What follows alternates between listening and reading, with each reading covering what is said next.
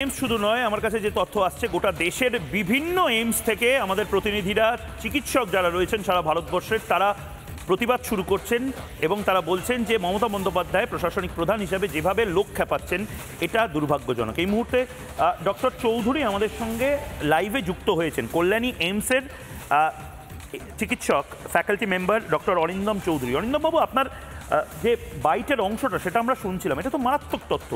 NRC বা SIR বা CA এই সমস্ত কিছু এইমস সার্ভে করবেই বা কেন বাড়ি বাড়ি গিয়ে? কি একটু যদি বলেন যে এটা কিসের সার্ভে, কি হচ্ছে?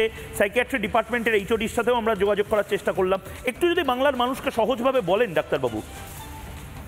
দেখুন, আমার নিজের যে কোনো সার্ভে অথবা স্টাডি করার এক্সপিরিয়েন্স থেকে বলছি, যখন আমরা কমিউনিটিতে যাই কোনো সার্ভে ডেটা কালেকশনের জন্য, প্রথম কথা হচ্ছে পেশেন্টদের কয়েকটা বেসিক মিনিমাম ডিটেলস আমাদের নিতে হয়। তার নাম, তার বয়স এবং তার নিবাস, এবং তাদেরকে ইনফর্ম কনসেন্ট অর্থাৎ সম্মতিপত্রে সই করিয়ে তাদের সমস্ত ডেটা নেওয়া হয় এবং তারপর তাদেরকে কোয়েশ্চেনার দেওয়া হয়। তারা সেই প্রশ্নগুলোর উত্তর সেইভাবে দেয়। এবার অনেক ক্ষেত্রে দেখা গেছে কি, যে যদি কোনো বয়স্ক মানুষ হয়, তারা সঠিকভাবে নিজের নামের বানান বলতে পারছে না অথবা সঠিকভাবে নিজের বয়স বলতে পারছে না। এটা শুধুমাত্র সার্ভে করতে গিয়ে নয়, এটা হাসপাতালে যে কোনো রুগী আসলেও টিকিট করানোর সময় এই সমস্যাটা দেখা গেছে।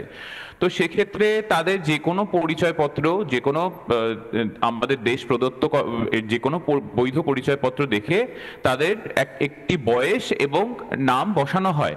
এবং আপনাদেরকে এটাও জানিয়ে রাখি যে পেশেন্ট এই ধরনের সার্ভে অথবা স্টাডির ক্ষেত্রে পেশেন্টের নামটা সম্পূর্ণভাবে কনফিডেন্সিয়াল রাখা হয়। মানে ধরুন আমি একটা ডেটা কালেকশন করলাম, আমার যে কো রিসার্চার সে পর্যন্ত পেশেন্টের নাম কি সেটা জানতে পারে না। পেশেন্টের নামে শুধুমাত্র ইনিশিয়ালগুলো উল্লেখ থাকে, পেশেন্টের গোটা নাম উল্লেখ থাকে না। কনফিডেন্সিয়ালিটি এতটাই মেনটেন করা হয়। কিন্তু ব্যাপারটা হচ্ছে বয়সের সাথে সাথে কিছু ডেটা আমাদেরকে কোরিলেট করতে হয়। ওই জন্য পেশেন্টের একটা এক্স্যাক্ট বয়স আমাদের জানা দরকার।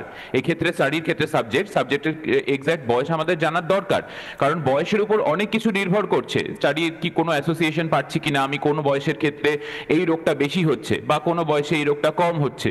তো সেই জন্য আমাদের পেশেন্টের বয়সের সম্বন্ধে একটি আইডিয়া থাকাটা ভীষণভাবে প্রয়োজন।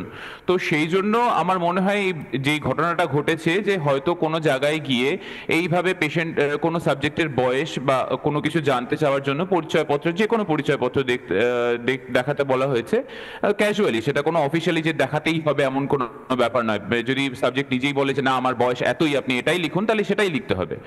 তো সেইটাই হয়তো কোনোভাবে ওনার কাছে ভুল তথ্য গেছে, সেটা উনি প্রশাসনিক পদের থেকে ওনার যাচাই করাটা কর্তব্য ছিল, সেটা উনি করেননি। না করেই হয়তো উনি সেটা উত্থাপিত করেছেন। ডাক্তারবাবু, আপনাদের জিজ্ঞেস করছি, যেহেতু আপনারা কেন্দ্রীয় সরকারের সঙ্গে যুক্ত, আপনারা কি কোনোভাবে, আপনাদের কি হেলথ মিনিস্ট্রি থেকে বা সেন্ট্রাল গভর্নমেন্ট থেকে এরকম কোনো দায়িত্ব দিয়েছে আপনাদের এনআরসি? না, এটা একেবারে হাস্যকর। এটা একেবারে হাস্যকর। মানে আপনারা চিকিৎসা ছেড়ে কি এখন এনআরসির জন্য কাজ করছেন বা এসআইআর এর জন্য কিছু কাজ করছেন? আমরা নিজেদের কাজকর্ম ছেড়ে, মানে আমাদের পেশেন্ট দেখতে দেখতে আমাদের দিনরাত কভার হয়ে যাচ্ছে, নিজেদের কাজকর্ম ছেড়ে আমরা এখন এনআরসি করতে বসছি। এটা মানে ভীষণভাবে হাস্যকর। এটা নিয়ে কি আর মন্তব্য করব বলুন।